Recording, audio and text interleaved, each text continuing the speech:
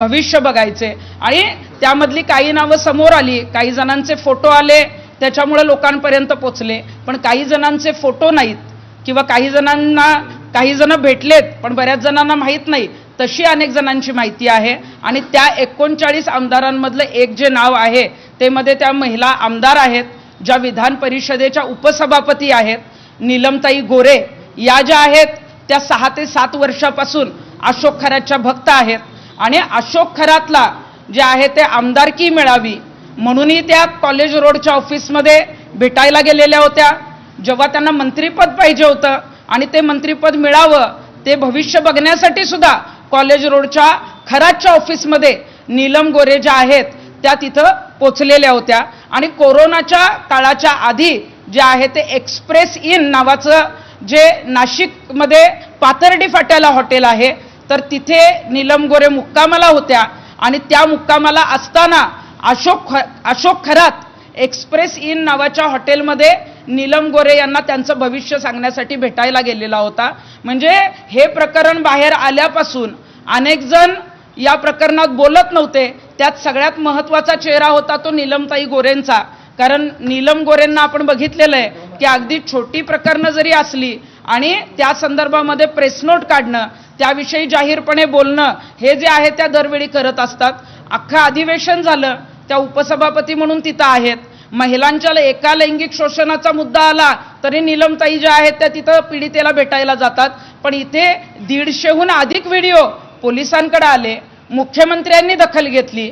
तेजस्विनी सातपुते म्हणजे महिलांच्या बाबतीत जे आहे ती SIT ऑफिसर महिला अधिकारी तिथं नियुक्त केल्या गेल्या आणि तरी सुद्धा एक महिला नेत्या म्हणून एक जबाबदारीचं त्यांच्याकडे जे पद आहे विधान परिषदेच्या उपसभापती म्हणून नीलम गोरे आतापर्यंत बोलल्या नाहीत. का बोलल्या नाहीत? कारण अशोक खरातचा संबंध जो आहे तो नीलम गोरेंशी आहे. नीलम गोरे त्यांना भविष्य दाखवायला जायच्या. या 3 भेटी ज्या मी सांगितल्या आहेत या भेटीमध्ये नीलम गोरे यांच्याबरोबर जे तिथं उपस्थित होते त्यांनीच मला ही माहिती जी आहे ती पुण्यामध्ये येऊन दिलेली आहे. आणि आमची अशी इच्छा होती की नीलम गोरे या स्पष्ट वक्त्या आहेत. जेव्हा हे प्रकरण बाहेर आलं त्यावेळेला त्यांनी हे सगळं सांगायला पाहिजे होतं आणि या संदर्भात आवाज उठवायला पाहिजे होता. अशोक खरात जरी त्यांच्या परिचयाचा असला तरी सुद्धा यात आता मी आवाज उठवणार अशी नीलम गोरेंची भूमिका असली पाहिजे होती. कारण महिलांच्या अत्याचाराच्या विरोधात काम करण्यासाठी अनेक वेळेला त्यांना विधान परिषदेचं तिकीट जे असेल किंवा आमदारकी जी असेल ती ठाकरेच्या गटाने असेल किंवा आता शिवसेनेने म्हणजे एकनाथ शिंदेंनी दिलेली आहे. परंतु जेव्हा हे सगळं बाहेर आलं त्यानंतर सुद्धा नीलमताई तुम्ही शांत बसताय, आम्हाला तुमच्याकडून ही अपेक्षाच नव्हती. आणि आता जेव्हा अशोक खरातला तुम्ही आमदारकीसाठी हात दाखवायला त्याच्या ऑफिसमध्ये गेला, जिथं लैंगिक अत्याचार जो आहे तो अशोक खरात करत होता त्या कॉलेज रोडच्या ऑफिसमध्येच तुम्ही त्याला भेटायला गेलेला होता. तुम्हाला मंत्रिपद पाहिजे होतं म्हणून मंत्रिपद मिळावं यासाठी सुद्धा भविष्य बघायला तुम्ही खरातच्या कॉलेज रोडच्या ऑफिसमध्ये गेलेला होता.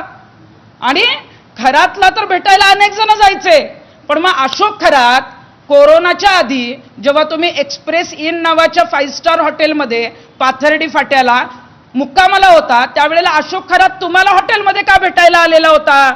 मग तुमचं भविष्य सांगायला आलेला होता का? तुमचे त्याच्याशी इतर आर्थिक देवाणघेवाणीचे संबंध आहेत किंवा तुमचा त्याच्याशी काय संबंध आहे या संदर्भात आम्हाला उत्तरं पाहिजेत. तुम्ही त्याच्या संपर्कात होता आणि ह्या 3 भेटी तर ज्या मी सांगते त्या आहेतच, परंतु मग नीलम गोरे मुंबईला अशोक खरातला किती वेळा भेटल्या किंवा अशोक खरातच्या मोबाईलमध्ये जो नीलम गोरेंचा नंबर सेव्ह आहे ते CDR जे आहेत ते आता SIT प्रमुखांनी तपासणं गरजेचं आहे.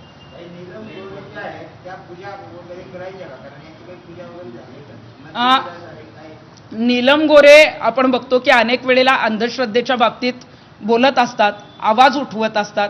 अनेक प्रकरणात जे आहेत त्या स्पष्टपणे जे आहे ते मैदानात सुद्धा उतरतात. परंतु जिथं अंधश्रद्धा किंवा जिथं हा जो अशोक खरात आहे तो कशा पद्धतीनं विकृत आहे हे कदाचित त्यावेळेला त्यांना माहीत होतं का नाही माहीत नाही. परंतु आत्ता जेव्हा माहीत झालं त्यावेळेला नीलम गोरेंनी आवाज का उठवला नाही?